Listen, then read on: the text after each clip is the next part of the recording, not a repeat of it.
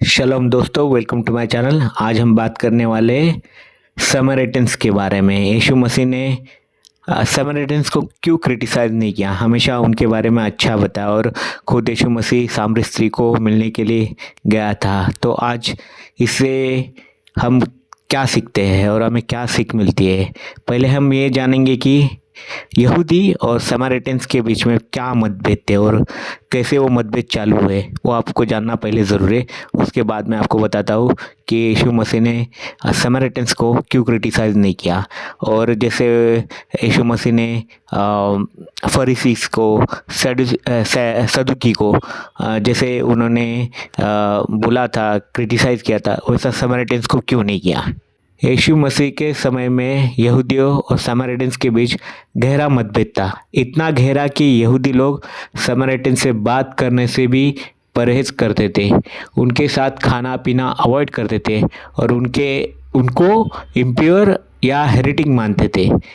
जैसा जॉन 4:9 में लिखा है, जूज हैव नो डीलिंग्स विथ समारिटन्स। ये मतभेद एक छोटी सी घटना से नहीं बल्कि कई सदियों के ऐतिहासिक, राजनीतिक और धार्मिक कारणों से शुरू हुआ और बढ़ता गया। ये एक ग्रेजुअल प्रोसेस था जिसे हिस्टोरियंस समारिटन स्किज्म कहते हैं। इसकी पूरी जानकारी क्रोनोलॉजिकल तरीके से समझते हैं। शुरुआत उसकी हुई थी, मतलब इजराइल के विभाजन की 931 BC में राजा सुलेमान के वक्त। राजा सुलेमान की मौत के बाद यूनाइटेड किंगडम ऑफ इजराइल दो हिस्सों में टूट गया। उत्तरी राज्य यानी नॉर्दर्न किंगडम, जिसको इजराइल कहा जाता था, उसकी राजधानी थी समारिया, बाद में शेकेम और फिर से समारिया हुई। दक्षिणी राज्य था सदर्न किंगडम, जिसको जूदा कहा जाता था, उसकी राजधानी थी जेरूसलेम। उत्तरी राज्य को लोग 10 ट्राइब्स यानी जैसे एफ्राइम, मनसे, और दक्षिणी में साउथ में जूदा, बेंजामिन के बीच पहले से ही राइवलरी थी। मतलब ये दोनों राज्यों के बीच राइवलरी थी। जूदा में मेरे ख्याल से 2 ट्राइब्स थे और उत्तरी राज्य में 10 ट्राइब्स थे। राजनीतिक, आर्थिक और कभी कभी धार्मिक राइवलरी थी। नॉर्दर्न किंगडम ने अपने अलग मंदिर बनाए, बेतेल और दान में गोल्डन काल्व्स, जो जेरूसलम के मंदिर के विरोध में थे। ये पहला बड़ा डिवीजन था। असीरियन एम्पायर ने, जो नॉर्दर्न किंगडम थी इजराइल, उसको हरा दिया। बहुत सारे लोगों को असीरिया ने एक्साइल कर दिया। जब से 10 ट्राइब्स मिसिंग है। बाकी लोगों के साथ असीरियंस ने मेसोपोटामिया और दूसरे इलाकों से लोग लाकर बसाए। 2 किंग्स 17 चैप्टर 24 to 41 में ये लिखा है। ये नए लोग और बाकी इजराइट्स इंटरमैरिड हुए, मतलब उन्होंने एक दूसरे से शादी हो गई, उसकी वजह से उनका मिक्स्ड पॉपुलेशन हुआ।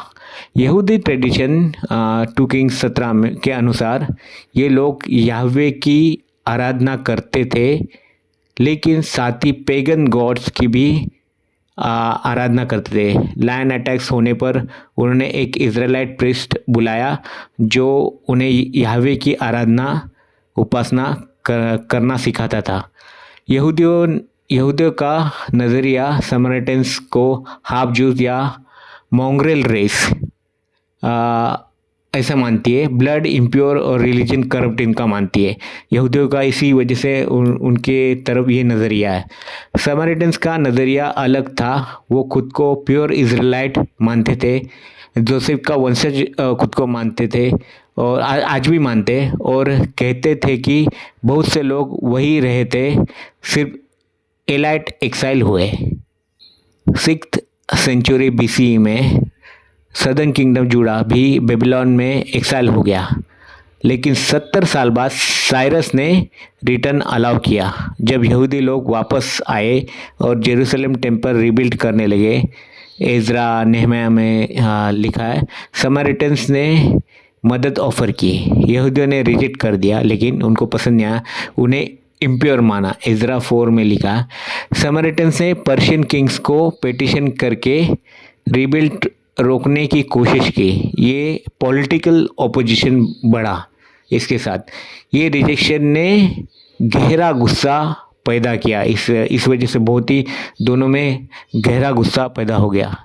सामारिटन्स ने अपना मंदिर जो माउंट गेरिजिम पर बनाया था, शेकेम के पास मॉडर्न नेबलस में। यहूदी के लिए ये ब्लासफेमी था, क्योंकि सिर्फ जेरूसलम ही चोजन प्लेस था, ऐसा ड्यूटोनॉमी 12 के अनुसार वो मानते थे।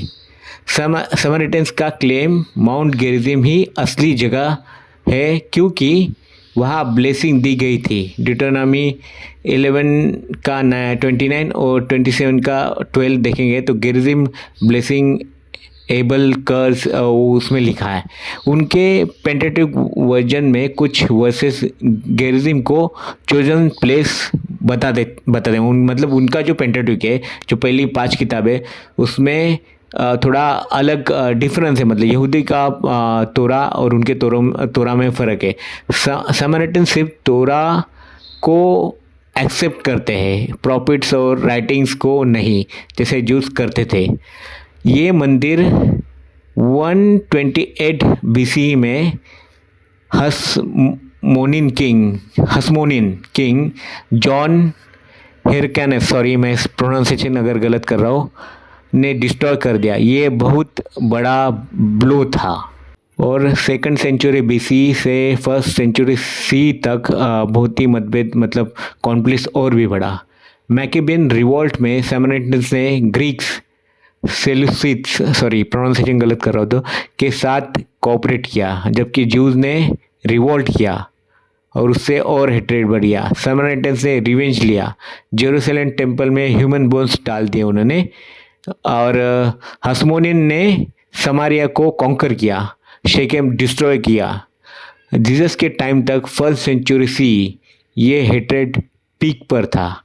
ज्यूज समारिटन्स को अवॉइड करते थे, ट्रैवल करते हुए भी समारिया से गुजरने की बजाय राउंड अबाउट लेते थे। समारिटन्स भी ज्यूज को करप्ट मानते थे, जेरूसलम वर्शिप को गलत कहते थे। और तालमुड, जो यहूदियों की एक किताब है, तालमुड में लिखा है समारिटन्स को बहुत ही कर्ज किया है।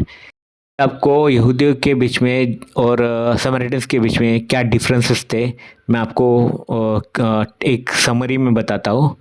जो आराधना का स्थान था वो यहूदियों का था जेरूसलम, लेकिन समारिटन का था सिर्फ माउंट गेरिजिम।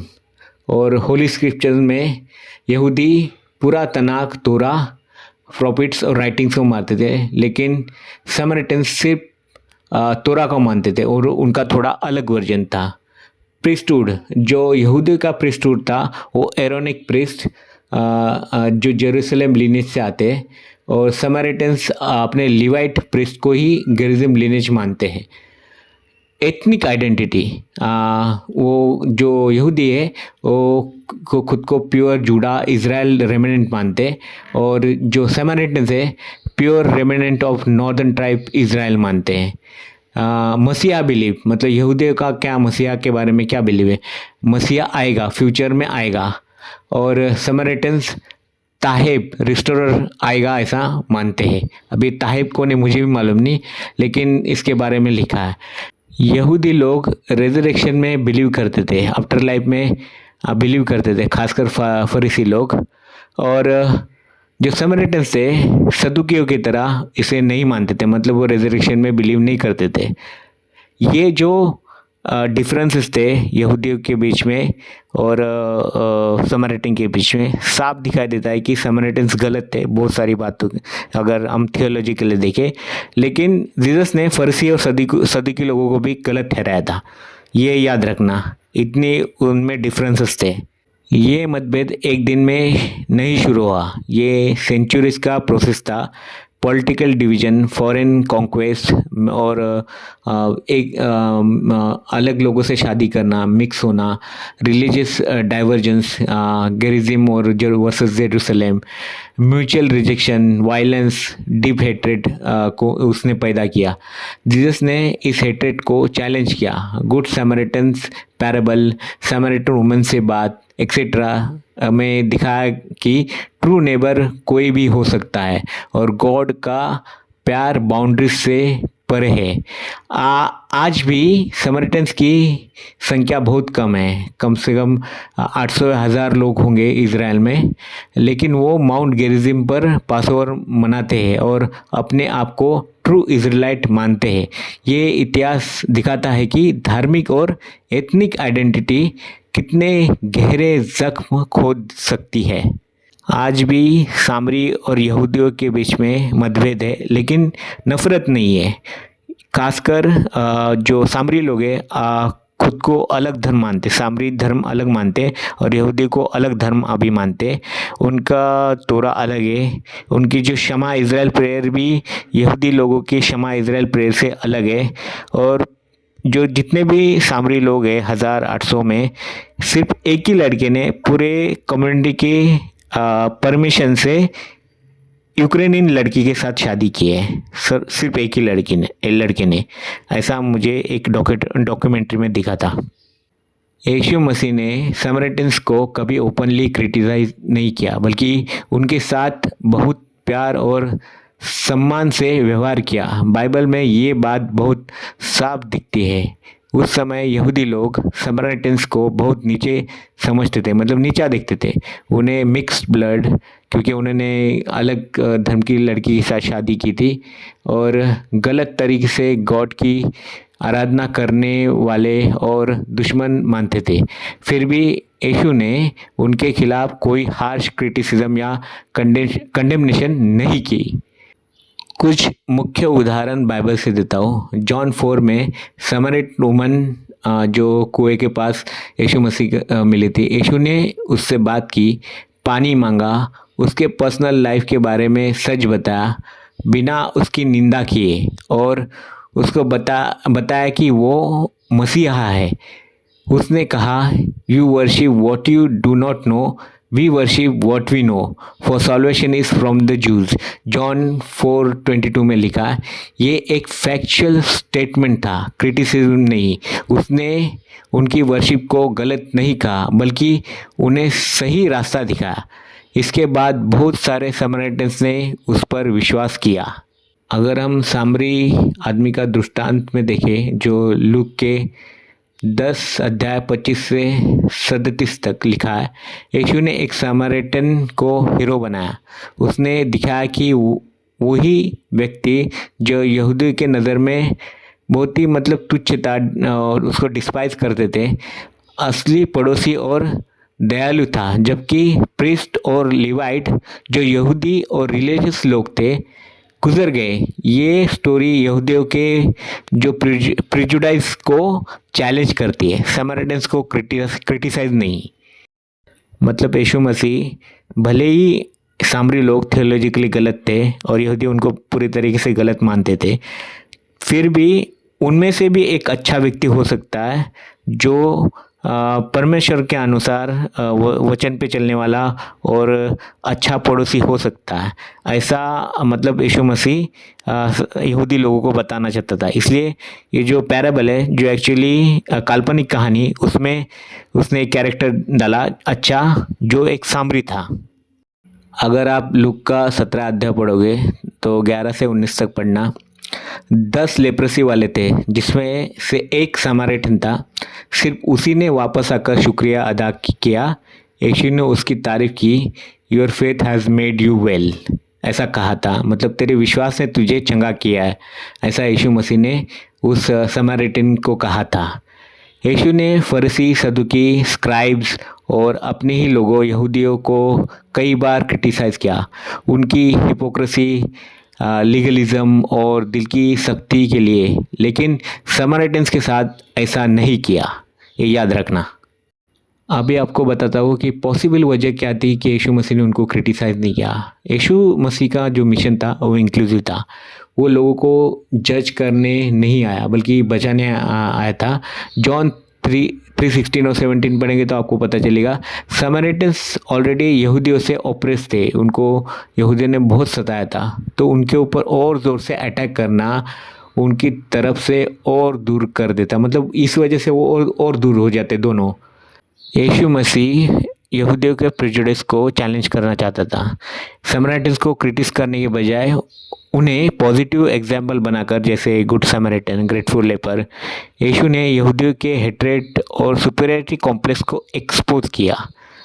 समराइटन्स की तरफ से ओपननेस थी। कुछ समराइटन्स ने यीशु को जल्दी एक्सेप्ट किया। जॉन 4:39 पढ़ेंगे तो आपको पता चला, जबकि कई यहूदी लीडर्स ने रिजेक्ट किया, शायद इसलिए उनके साथ जेंटल अप्रोच था। एक बात यहाँ पे ध्यान देने जैसी है कि जो मसीह के बारे में जो विश्वास था यहूदी मानते थे कि मसीहा आएगा, फ्यूचर में आएगा, लेकिन समराइटन्स नहीं मानते थे। वो ताहिब रिस्टोरर को मानते थे जो आने वाला है। अब ये ताहिब कौन है मुझे भी मालूम नहीं था, अभी पता चला। मैं उसके बारे में और रिसर्च करूँगा कि ताहिब कौन है, लेकिन वो मसीह पे यकीन नहीं करते थे। इसके बावजूद जो सामरी लड़की थी, उसने मसीह जब उससे मिला, उसे बताया कि मैं मसीह, उसने यकीन किया और बहुत सारे सामरी लोगों ने भी यकीन किया। यीशु मसीह ने समराइटन्स को क्रिटिसाइज़ नहीं किया क्योंकि उनका फोकस हेट्रेड या डिवीज़न फैलाने पर नहीं, बल्कि प्यार, मर्सी और सच्चाई फैलाने पर था। उन्होंने समराइटन्स को भी अपने किंगडम में शामिल किया और उनके थ्रू ही दिखाया कि नेबर कोई भी हो सकता है, चाहे वो कितना भी डिफरेंट क्यों ना हो।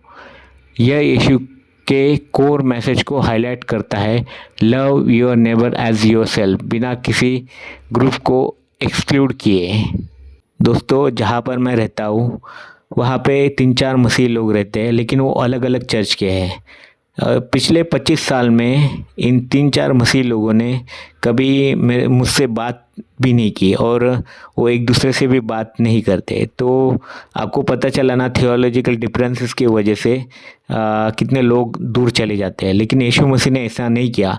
सामरी जो थियोलॉजिकली गलत थे, इसके बावजूद उसने खुद के लोगों को तो क्रिटिसाइज़ किया, लेकिन उसने जो यहूदी लोग मानते थे कि जो थियोलॉजिकली गलत है उसको उसने अच्छा बताया, उनके साथ अच्छा बर्ताव किया। और आपको भी ऐसा ही करना चाहिए। आज हम कितने डिवाइड है, ऑर्थोडॉक्स, कैथलिक, प्रोटेस्टेंट के डिफरेंट ग्रुप्स, लेकिन हमें सबके साथ प्यार से रहना चाहिए और कोशिश करनी चाहिए कि हमें यूनिटी कैसे बने।